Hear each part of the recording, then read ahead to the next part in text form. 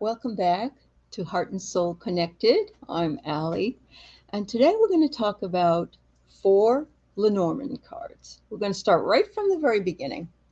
And I do want to mention again that the Lenormand cards are something new that I didn't even know existed until this year. And I've taken quite an affinity to and wanting to learn more about how to read them and so on. Because I'm a storyteller and I like literature, this has a story that's aligned with it, and it's easier to read than it would be if I was doing the tarot, which has many multiple layers of meaning. This does too, but not as much so. There's no upside down meanings and so on. The Lenormand cards have been around for a long time. I didn't know that. And they have they make use of symbols that we all recognize and that we all know. So I want to start by working on the first four, and I want you to know also that there are a lot of decks out there, and everybody's individual. Some of them are small, some of them are medium sized, some of them large sized. This one is the deck that you can get that is considered to be the training deck, so to speak. And these are older images. And what you need to know is that many times these images are from, not ancient times, but, Victorian or before. And yet they are images that we are very well aware of. In this case, this is a rider. Um, it is a neutral card. It doesn't mean it's good. It doesn't mean it's bad. It just means you're going to be getting either a guest or you're going to get visitors or messages or perhaps a delivery of something, or something's going to move very fast. As you might expect, if you were riding on a horse, you never can tell how fast and slow they're going to go. It could literally mean a package is arriving in the mail, or a letter is, or a delivery truck will bring something.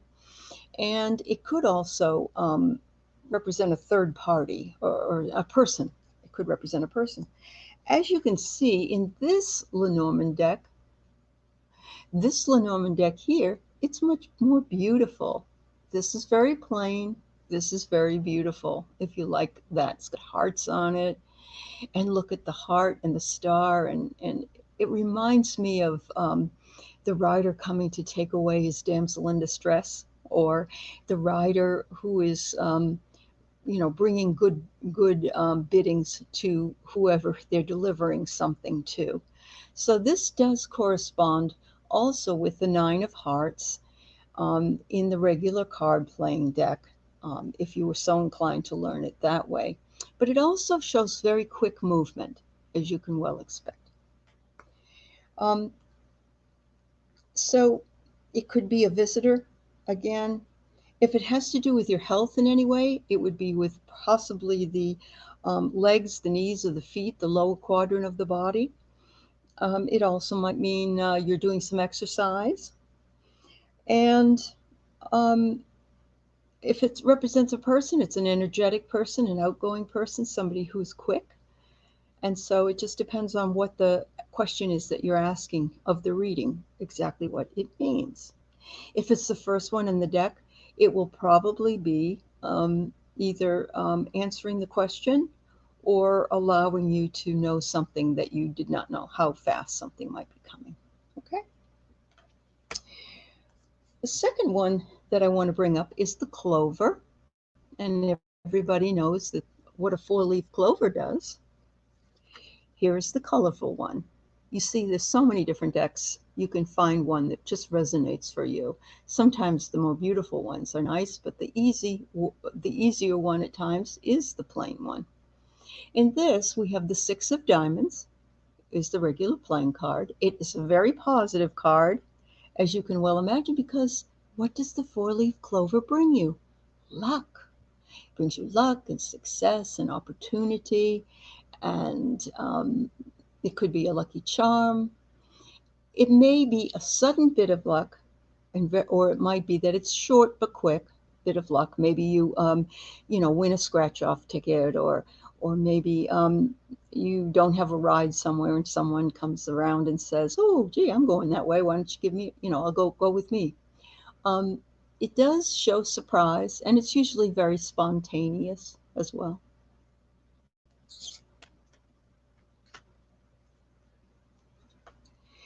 The next one is the ship. I don't know if you can see that. This is the ship, and this is the ship.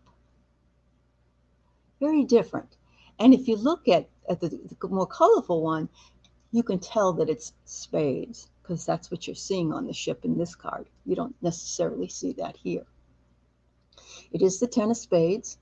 It is a neutral quality, but I've gotten this one several times. It could be a voyage. It could be merely just travel.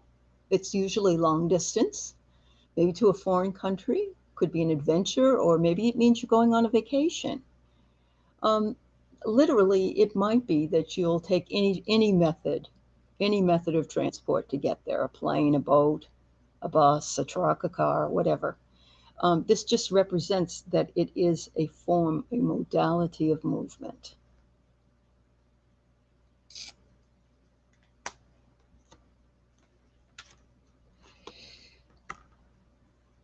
If you're reading on a health reading and you're wanting to know, you're not feeling well, and that comes up, it might mean that you have motion sickness, because if you're riding on a ship, usually it can kick in your motion sickness. If any of you have ever taken a cruise before, it could have something to do with the liver, and it also might be to adventure to new horizons. So it's a very neutral card, but it's more positive than negative. The next one is the house. Once again, look at that. What do you call it? The Jack of Hearts, right? Oh, I'm sorry, the King of Hearts. The King of Hearts. It is a neutral card, but at the same time, it talks about home and family, comfort and routine. It could be domestic and a domestic issue, real estate, security and stability, because we look at our homes as our stability. If you're looking into it from a medical standpoint, you probably need to look at um, your body as being your house, and where in your body you're having any kind of issues. So it could be the skeletal system, because a house is built on a sort of framework, and our framework is our skeletal system. It might be that you need to rest. It certainly tells you need to ground yourself, because it is attached to the earth, so to speak, and it does require us to be grounded. It says to be true to our nature and build a good foundation for something. Isn't that wonderful? All right. So I don't want to go any further with cards today. I want to go by with those cards only. But I do want to tell you that I would like to blend the cards to take a look at what they mean if they were beside each other. So many times I do either a 3-card or a 5-card reading. So I'm going to do this as a 3-card reading. And I'm just going to take the first one that we had, which was this one. And I am going to say that if you got this card, depending on your question, that, oh, I see you're having some news, and you may be getting a visitor, but I'm not 100% sure until I pull the second card. And the second card is the Clover. And the Clover says you're going to be getting some news. And the second card says that will bring you happiness or surprise, that will possibly give you some luck. You're going to get the news that the luck is coming. It means that you might win something, or be prepared to be spontaneous in something. And so what you're doing is you're telling a story here. This rider comes in and brings in luck and brings in news. All right, so let's just add one more to it. In this case, we're building more story now, okay? So, oops, I'm going backwards here.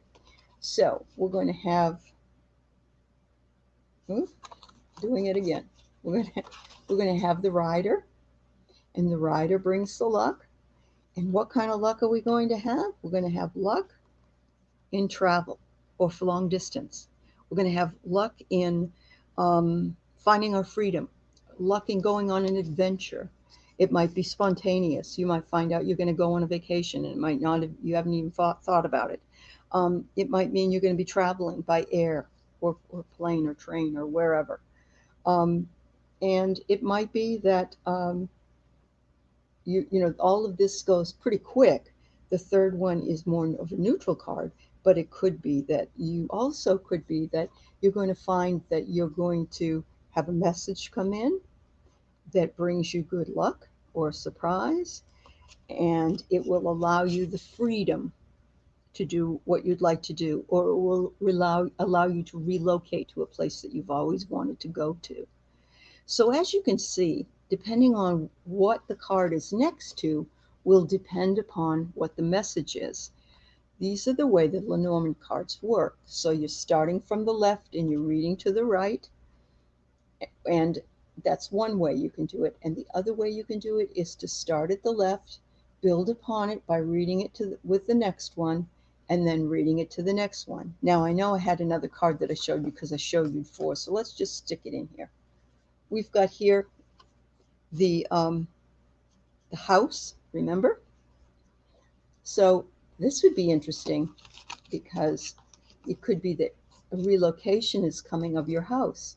See? It could be that a long distance change brings you closer to family. It could be that a long distance change helps with your comfort or your routine. It might mean that you'll get an apartment or you'll get a house. It might mean that you'll be more stable, more structured. You'll have your own building there, and you'll be able to maybe buy it after a period of time. So if I was reading these 4 cards, it would be a message coming in, or a guest coming in, somebody bringing you news. And it's lucky, it's positive, it's successful, it's fabulous.